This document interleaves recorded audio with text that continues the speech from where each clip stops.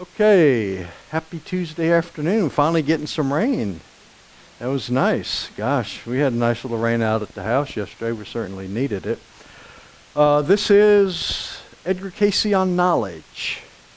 Again, this is coming out of the Search for God series, of which about 12, 24, 28 different chapters, 29 counting meditation has been done in order to talk about gaining knowledge, applying God into our lives,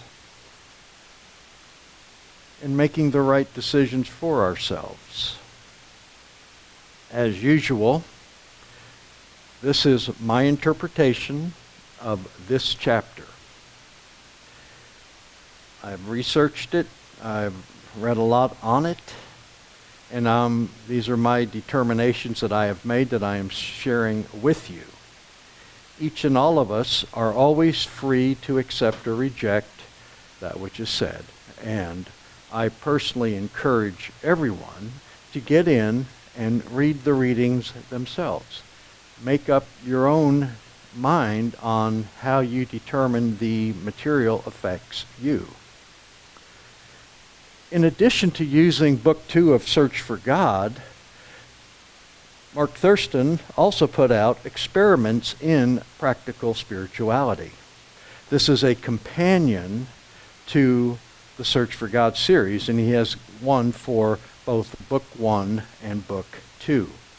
In addition to the readings that I read through, the chapter in this book and that, all of these together forms my interpretations, okay? And this chapter has very specifically to do with knowledge. Knowledge is very important because knowledge is knowing a tomato is a fruit. Wisdom is not putting it into a fruit salad, all right? So we got to make sure we know which way we're going with this, etc. Okay? The 262.96 reading, which is part of the knowledge chapter, Cayce writes that the tree that is of knowledge is before thee. Thy choice in thy heart of each is to be made. And what we're going to see is understanding the difference between knowing something, accumulating knowledge, and basically mastering a topic. Thy choice in the heart of each is to be made. That is key, because our entire existence on this planet, on this plane of consciousness, is all about making choices. You had a choice this morning to whether to come here or not. That was a choice. Driving, you have choices of whether to try to make that yellow light or to stop. You have choices day in and day out. Don't know how many choices we make a day, but we make several. Now, with respect to this topic and how it applies to the Search for God series, knowledge is the thread that binds the entire materials together, all three books of A Search for God. This is also the importance of having study groups that talk about A Search for God. There's several throughout the valley here and throughout the world. But the knowledge part of it, reading the book one time is one thing. Discussing it with others is another, but applying that which you know and then coming back and revisiting the material is an entirely different subject altogether, because now you're going to build upon that which you've known. In chapter 1, cooperation, the knowledge lesson is that we must get along with God and other people. Very important. Our road out of this plane is based on our relationship with our fellow man. It's in how we treat God. How we treat others, according to Cayce, is basically how we are treating God, because we all have the same Genesis spark within us. Cooperation also is not to be confused with the other things that our politicians like to do, right? Everybody wants to go in and collaborate, but do they really want to cooperate? Cooperate implies a win-win situation. We want to win when we have an agreement or discussion with other people. We want to come away with a win-win solution. It really doesn't need to come down to it's my way or the highway, or nobody gets what they want, but rather why can't it be both options and more? That's cooperation. Knowledge of cooperation is very, very important to us. Knowing thyself was the next chapter. The knowledge thread is that we need to know ourselves to be ourselves, yet one with the whole. And this is key because oftentimes in our conscious mind, we tend to want to think of everybody else as different. They're different from us. They're not me. I'm special. When in fact we both, all of us, have the same spark within us. We all have our origins at the same time. We are all here with the same purpose, which is to reestablish our relationship with God and to get on out of here. And the way it's done is through our interaction with ourselves. Because everything down in here is interconnected. It's all part of the whole. There is no individuality or between entities at the spiritual level. And if you think about the three kingdoms, the animal kingdom, the mineral kingdom, and the vegetable kingdom, don't we all participate? Don't we go with all of them? Do we gain anything from the vegetable kingdom? Yes, we do. We have to eat. Do we appreciate the beauty of the vegetable kingdoms and the animal kingdoms? All right? And the mineral kingdom. Anybody use gas to get over here today? Where'd that come from? The mineral kingdom, right? It's all part of it. And we use these things and we tend to think, well, it's just for me. But it's deeper than that. It's deeper because it's all part and it's all interwoven. It's here for our benefit so that we can, in fact, reestablish our relationship with God and progress out of here.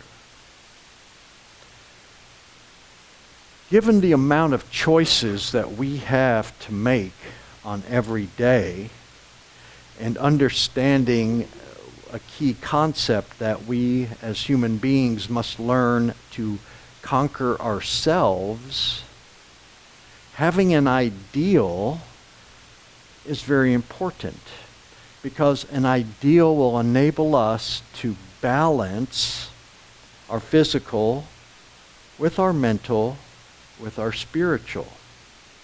We cannot go all one way or the other. We have got to learn to find balance. There's a lot of things that go on in this world.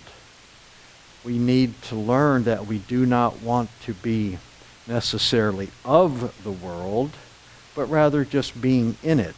We can help ourselves trying to balance each and everything, which means you don't get caught up in all of the drama that's playing out on mainstream TV and politics and all this other stuff. Do what you can do. There's only 3 things in life that we can control, and it would behoove us to control those things. And those 3 things are our thoughts, our words, and our deeds. Everything else is totally outside of our control. It's all the only 3 things that we can control.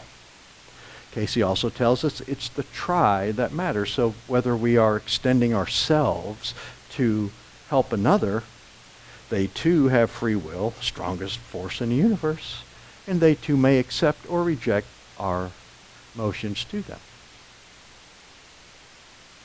Consequently, we got to be good with that. We tried. They have their own decisions that they too must make. The knowledge thread through faith teaches us that alone, in and of ourselves, we can't do anything.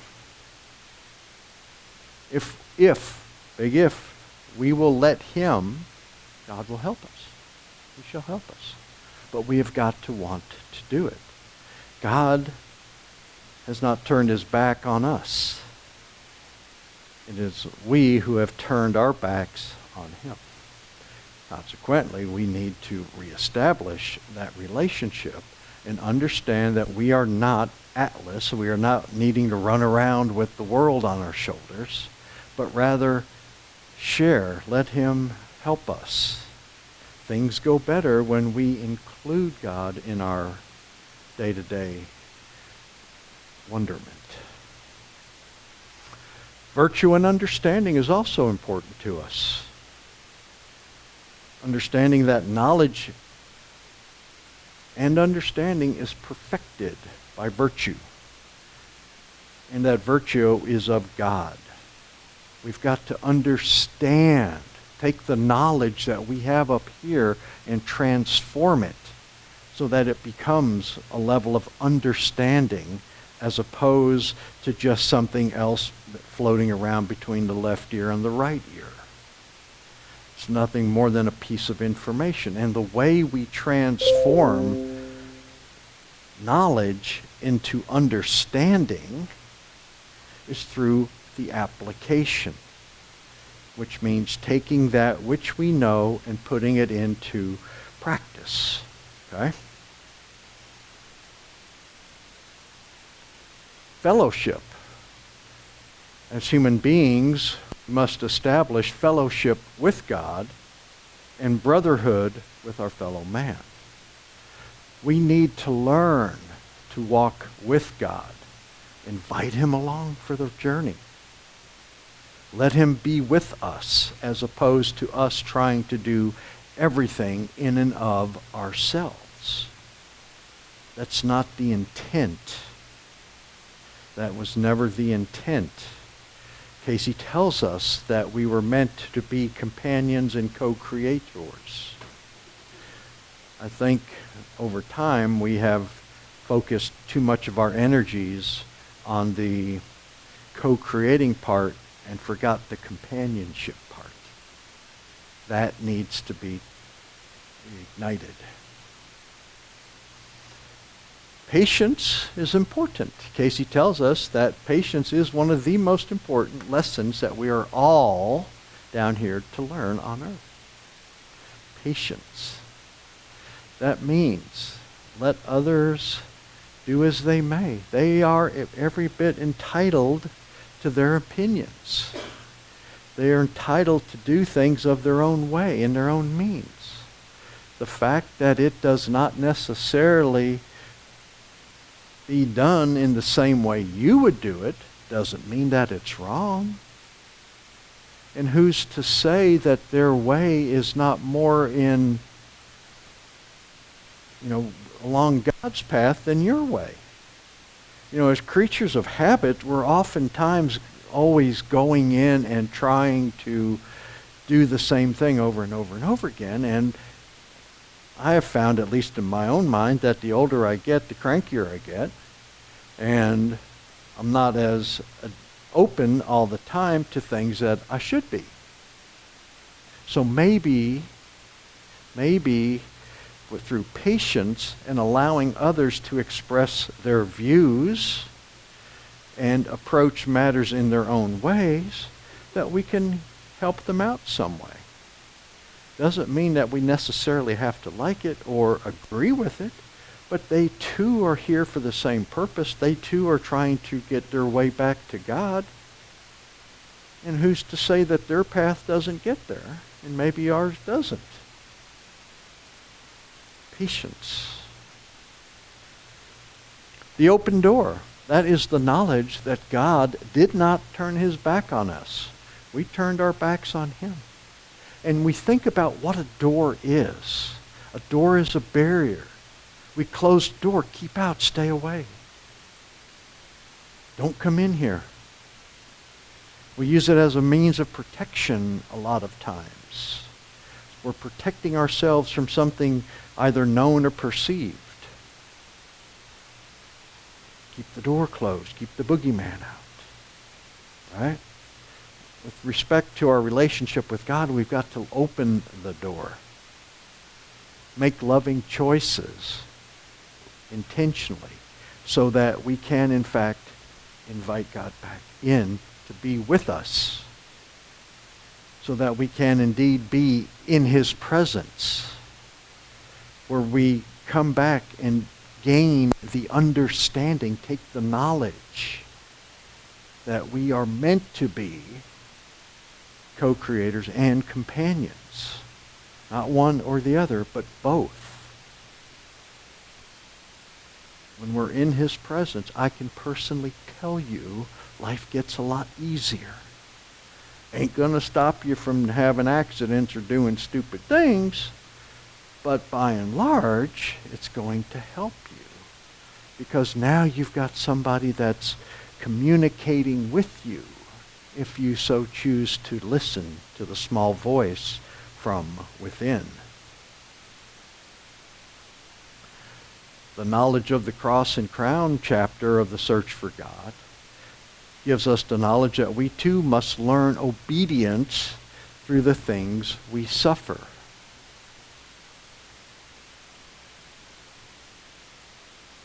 Cayce tells us that illness is a reflection of sin. And it may be something that we have done in this lifetime, or it may be something that is brought forward. Cayce's understanding of the universal laws is that what happens in Vegas must stay in Vegas. Meaning, what we do down in here, on this earth plane, our thoughts, words, and deeds must all be met. Remember, what we put out does in fact come back to us. We can't go out and do something and then run away and think we got away with it, because there must be a leveling. There must be a leveling. It has to be met on this plane. Consequently, we must learn to become obedient, to apply all of these things that we've learned thus far. And when we start to do this, we start to get ourselves in the groove. The Lord thy God is one. The knowledge that there is nothing but different manifestations of God. Everything comes and has its creation from God, each and every one of us. We are all built from God himself. And remember, we were initially spiritual beings. As spiritual beings tells us that God too is spirit. And when he builds things, it comes from him. Consequently, everything that we have down here on this earth is God-given, because he was the creator. Cayce also tells us God is love. Love is law. Knowledge of love is gaining insight to the most powerful of all universal laws. It's all about love. We must learn to love our neighbors as ourselves. Love God with our entire mind, body, and soul. Man's learning this. Starting in book 2, we talked about opportunity. God wants us back. He has deemed that no soul shall be lost. The only thing that separates us from God is ourselves. And as long as we're trying, as long as we're going forward, we are going to have endless chances. Now, this is not, using a financial term, a get-rich-quick scheme. This is step by step, line by line, precept by precept, as Cayce tells us. It's a very slow process. And consequently, we're not going to learn everything in one sitting. I don't think it's fully possible to gain full universal knowledge and understanding in one lifetime, because there's so many variations. Consequently, we are going to be given the opportunities at every juncture to find and discover those things which we need to bring our spiritual selves back in line with God. Day and night is quite interesting. Day and night talks about a little bit the duality of life. We have light, we have day. At night it goes down. But there is only the light of God. What we see happening is, from our perspective, is that we have X number of hours of day of light, and then it goes into darkness. But that's our viewpoint looking outward. What if we were sitting or standing on the sun and looking at the earth? Would anything change? No, it wouldn't change, because all we're seeing is the ray of the sun. Okay? Day and night tells us that there is only the light of God. Desire is key, because desire brings us right square into the matter of choice. Do we want to choose His way, or do we want to go through and pursue our own material gratifications? When we choose our material gratifications, then are we conquering selves?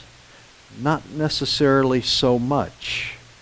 Not necessarily so much. We must choose God's way, which means, in essence, for us to crucify our own desires, to put others ahead of us, to put other people, their needs before ours.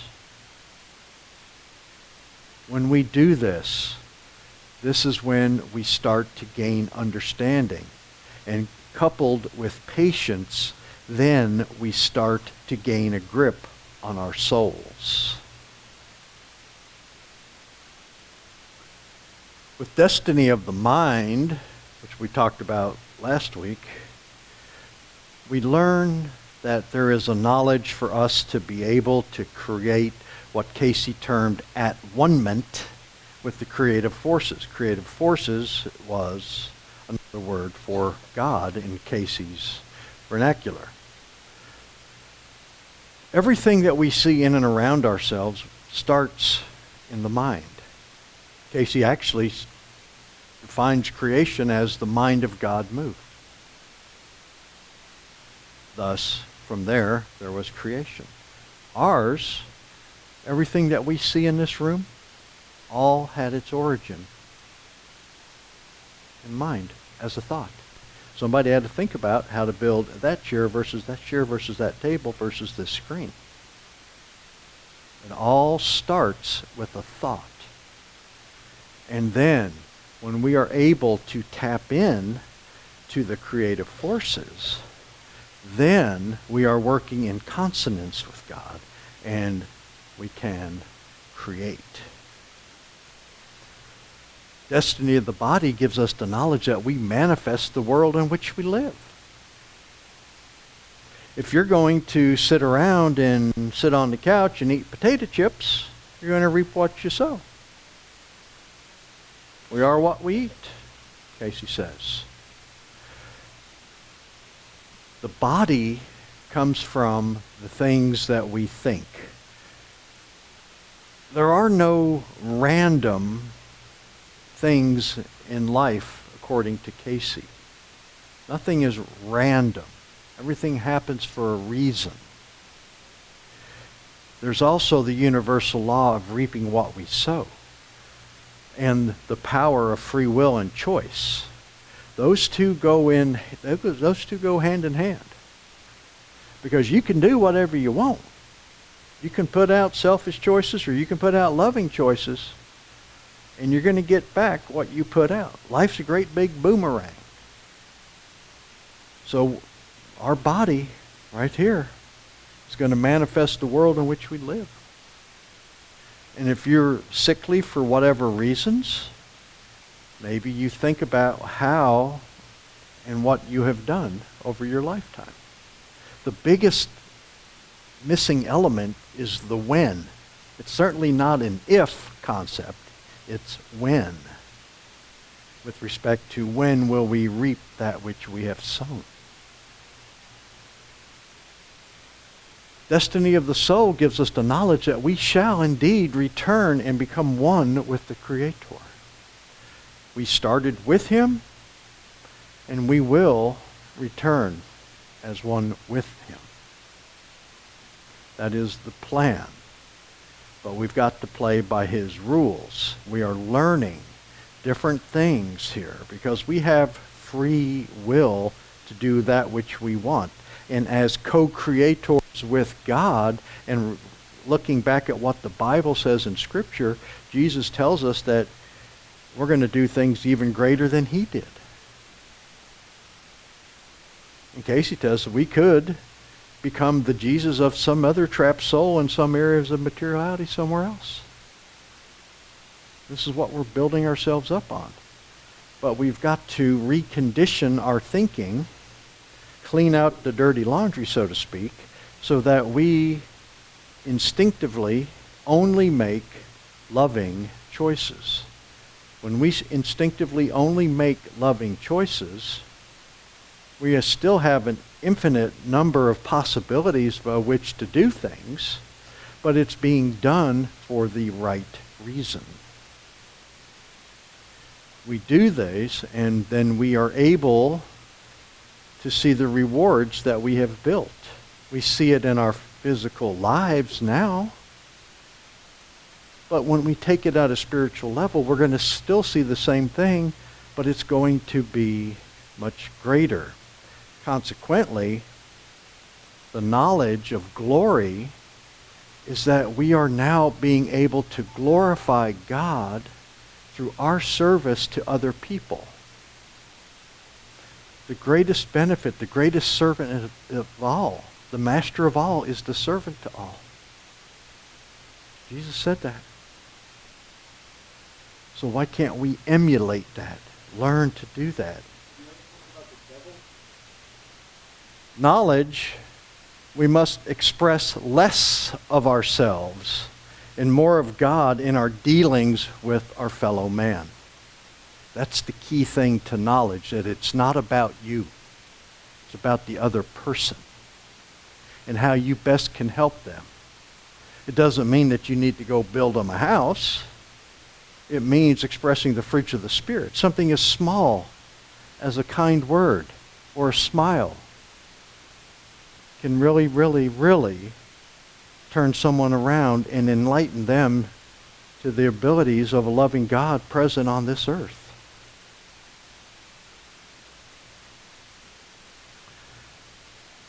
We must learn that it's not about us. We are the ones that are here for the other people. And if you think about it, we are going to get to the next level by helping others up, just as there is someone at a higher level helping us up at this point in time. Wisdom. We learned earlier about the tomato in a fruit salad, is using knowledge properly. How do I best use it? Does that mean I use it for myself or for the betterment of others? Happiness is the knowledge that true happiness comes when we abide with infinite love. Infinite love would be God. When we're working and doing everything in consonance for Him, with Him, and our thoughts become more loving across the board, then He's there working with us. Spirit is the knowledge that all manifestations of life in any plane of consciousness are simply crystallizations of the one Spirit. Everything comes from God. Everything. What we see, what we perceive. Meditation is important.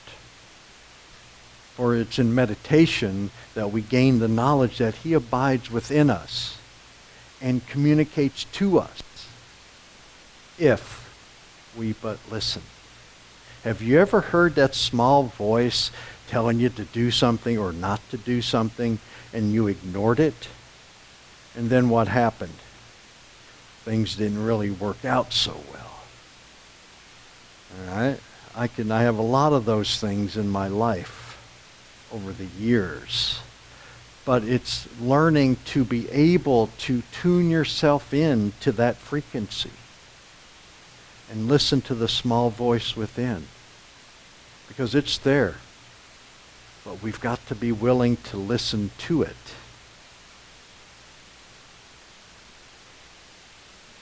The knowledge of righteousness for sin is to discern correct action as opposed to sinful action. Cayce tells us that the only sin is selfishness. And if you want to take your 10 Commandments, you can trace each and every one of them right back to selfishness in some way, shape, or form.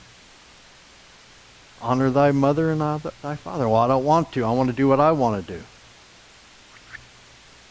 All right, there goes that one out the window. All right, do not steal. Well, I want that. I got that. Goes on and on. It's all selfishness, and this is what we're here to learn to conquer. God, love, and man. That we must balance our actions with love with both God and others. How we treat other people is a direct reflection of our level of spirituality towards God, how we think of God. When we start to put others down, then it's not working to our benefit. Man's relationship to man.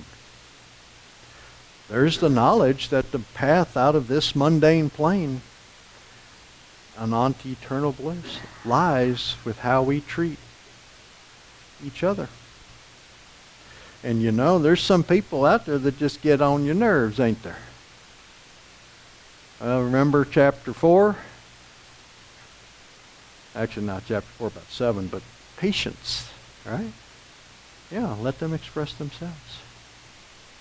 This day choose thou, the final chapter of Search for God. The knowledge that He abides within us and communicates to us if we will listen. Thus, He is the most logical choice for us to follow. If something is all about loving, unconditional love, then what could go wrong? Why would we not want to get into that camp? You see? It would make this the most logical choice for Him. This is the summation of all of the chapters in the Search for God. And it's all about knowledge. Because at each juncture we're learning something. We're learning something new, learning something new, learning something new. And the same method was how Cayce gave these readings to the Norfolk study group that put this work together. He would give them some ideas and then they would look at it. And it wouldn't, they weren't going to the next chapter until they all had a good understanding of each and every one of these concepts. You know? And this is why I tell you that if you can, and you find one, get into a Search for God group, because you're going to cover all these chapters and then you're going to come back around. And yeah, you may have read it before, but now because you have progressed and made progress, you're going to see things differently. And you're going to have a deeper understanding of it. And it's really an incredible path for us to do this. The tree of knowledge. The tree of knowledge here, right between the left ear and the right ear. In the knowledge of the mental life, that this or that experience through thy association or activity has come to thee, does this bring thee peace or confusion? Doth this bring harmony, or doth it bring strife? By its fruit ye shall know whether it be the true knowledge of God or not. For ye gather not figs from thistles, neither doth there spring living waters from those that are dried or dead within themselves, to the true knowledge of living water. This is the litmus test for anything that you may choose to believe. Does it bring peace or does it bring confusion? Does it bring harmony? Does it bring strife?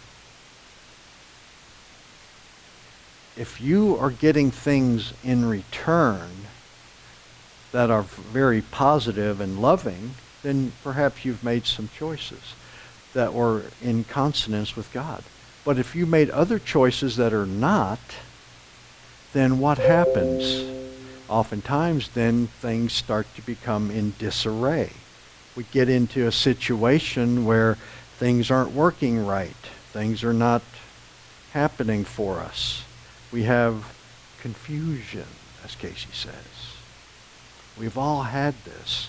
This is us reaping what we've sown. Consequently, it's important for us to keep a mental outlook on the fruits of the spirits. How am I treating my fellow man? What am I putting forth? Out of John, chapter 7, verses 37-38. On the last day, the great day of the feast, Jesus stood and cried out, saying, If anyone thirsts, let him come to me and drink. He who believes in me, as Scripture has said, out of his heart will flow rivers of living water. What types of negative thoughts did Jesus put out there? Anybody got any of your readings where Jesus had negative thoughts, negative actions? None.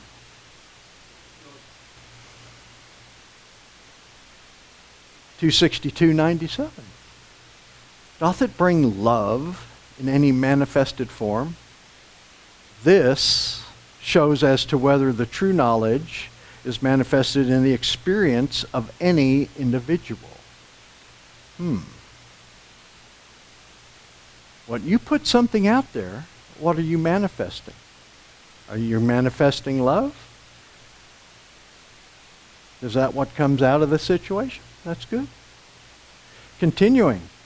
If it has brought not this, if it brings not in thine own experience the fruits of the Spirit, then it is not of God. Neither is it countenanced by thy brother, thy Savior, who prayed that he might, that ye might, that all men everywhere might be of one mind in God.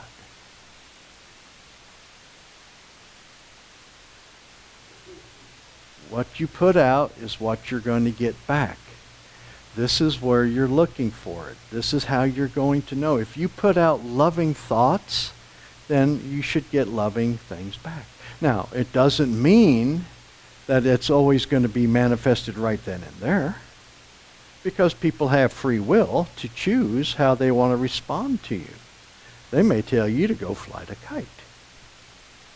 All right? So what was the confusion?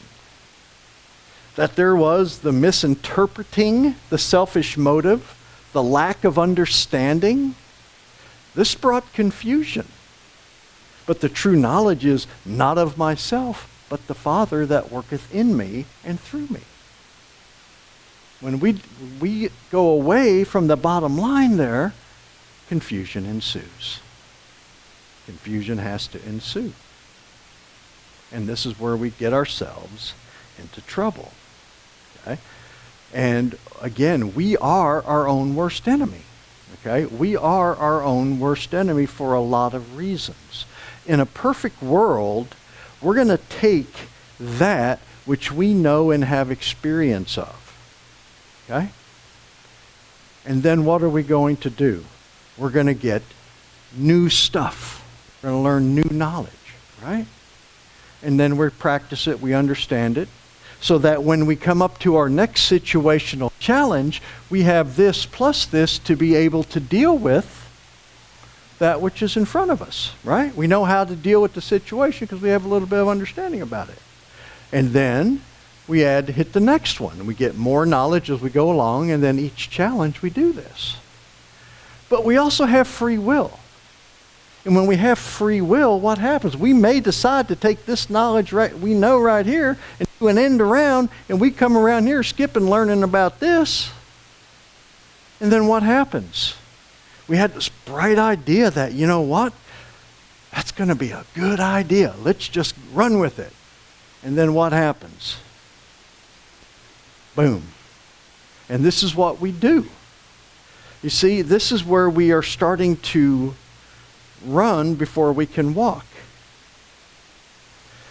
Mark Thurston put this together for us, not necessarily the road runner and the coyote here, but how we learn, we take that which we know, we learn more, and then we apply it. And that's how it goes along. And this is what we are always trying to do. Doth he not give to those that ask? And yet ye in thine little understanding, in the weakness of thy knowledge of man, of thy brother, of thy worldly conditions about thee, trust rather in circumstance, in favors, in this or that in thine experience, rather than in the knowledge that I am thine and thy son's promise has been that what I ask in his name, that will be done in my experience. That experience necessary that I be one with him. If it is anything other than that, we're going to be doing this.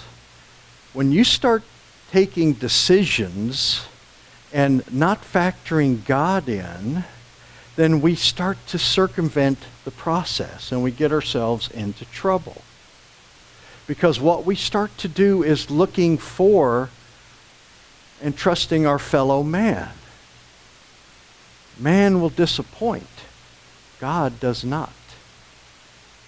But it's got to be framed that I'm asking in his name that this will be done in my experience so that I can be one with him. If it is your will and not mine, let this be. But we always end up with a small piece of the puzzle. When we look at circumstances and we have drama playing off in our life, do we always have the full picture, or do we just have a couple of pieces of it? We don't always have the full scope of things. But who does? God does, doesn't he? And if we choose to listen with them and communicate with him, then we can take the action that is best for us. This then is true knowledge. Not that the understanding of what the world terms knowledge is that cause and effect exist, that there is this law or that law in effect, this or that experience comes into the affairs of individuals that brings this or that effect into the experience of others, are not the interpretation of these laws in essence a comprehending of the true knowledge of the love of the Father hath for his children? The Bible tells us that Jesus worked miracles. We term them miracles, but were they really miracles? Or did he have a deeper understanding of universal law that he was better able to use those tools where other people cannot. We have cause and effect, we have this, we have that, we've got all of these things going on. And this is what we term. And it's because of this or because of that that we make our decisions, and we feel that oftentimes we are hopeless to deal with it. Life is just such a burden. When in fact, because of the worldly knowledge, then, many have become faint, many have fallen away. Phrased differently, in the face of adversity, people have forgotten God. They have forgotten God when the going gets tough. Why? Because they're basing their entire premise on everything that they can see, that they can touch, that they know, that they have knowledge of. But they are not bringing God into the equation. Consequently, their viewpoints are much limited to that which they have before them, which they may not fully understand. They're not using all of the tools that we have. What saith he to you who have emptied yourselves of traditions, who have emptied yourselves of malice, who have emptied yourselves of hate? Encourage those that are weak. Strengthen the faint-hearted. In these be the true knowledge. In these be the perfect understanding that his ways, thy God's ways, are not past finding out, if ye will but seek him while he may be found. Very, very important point here. We are all on a different page. Not everybody is on the same spiritual plane. We all have different background information. We all have a lot of different variables in play at any given time. Some of us are strong. Some of us are weak. Those who are weak, take the time. Strengthen them. Build them up. Understand that, hey, don't be trying to put this whole world on your shoulders. Not like Atlas, but rather go in and get God to help you. Let him lift your burdens. And when you do that, you're going to come away with a different understanding that will enable you to better go through all of this and deal with the circumstances and situations at hand. And understand that these are lessons are happening to you for a very important reason.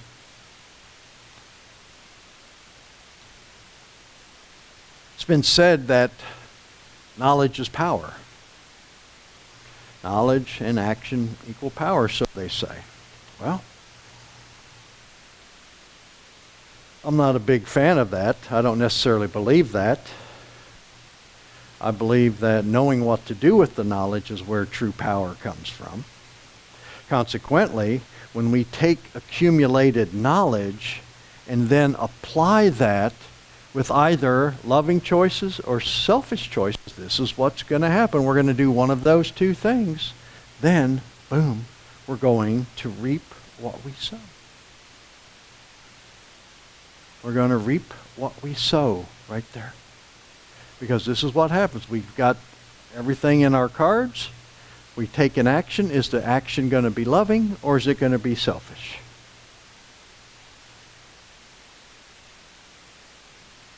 And regardless of the choice that you make, you're going to reap what you sow. Loving choices beget loving outcomes. Selfish choices, selfish outcomes. But it's a choice. Actions are choices. But this is using knowledge as power. Knowing what to do with it. And we're trying to keep ourselves up here in the upper plane here. All right? Cayce posed a question to his study group. What then will ye 12 do? Ye are as lights unto many. What is thy choice? Wilt thou choose then? Wilt thou not come as he has chosen each of you, to be a light to those that sit in darkness? Thus he may, through thy feeble efforts, as they appear to thee, though in the power of his might they may, move mountains of doubt and fear in the hearts of those that are crying. Crying that they may know the Lord, that they may understand the knowledge of God. It's very, very powerful because now he's challenging the study group. What are you going to do with this information? Look around. The other thing about this was getting towards the end of the Search for God series and the readings that he did. 96, there's a total of 130. In and around this time, World War II was in play. There were a lot of people who had doubts and fears in their lives.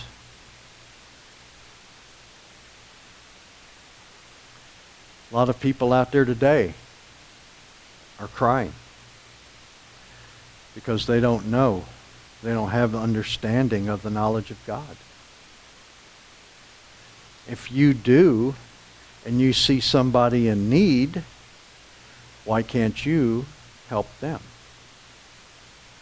That's what we're told that we need to do. Because if you would have it done unto you, if you were crying and fearful and doubt, wouldn't you like to have somebody come up and say, hey, Susie, can't you get with this? Let me tell you about this. Let's think about this. Let's talk about this. And it may create a spark within them that may lessen their burden. That's what it's all about. That's what it's all about, is helping another some way, shape, or form through acts of kindness. Doesn't have to be the greatest thing since sliced bread. In the Search for God, Book 2, kindness is a simple act, but it is great enough to express divine knowledge. God is not expecting us to part seas. He is expecting us to be kind one to another. Second part of the grand command, love thy neighbor as thyself. In any time. And we don't have to look very far to find people who are struggling in some way, shape, or form. All we've got to do is asking us, just be kind. And if you are going to be kind to someone, perhaps somebody will be kind to you at a time you need it most. When the chips are down. We don't always get what we want when we want it, but we're going to get what we get when we need it.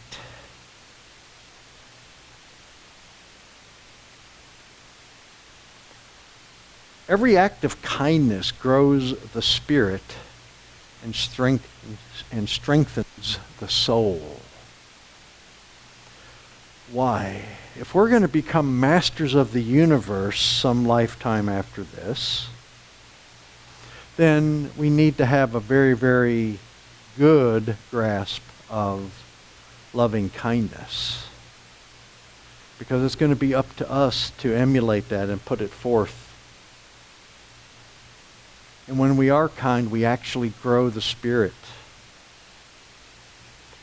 And when we grow the Spirit through kindness, we're writing on our souls. And these will be reviewed at a later date about what we did. And we just got to be willing to go with that.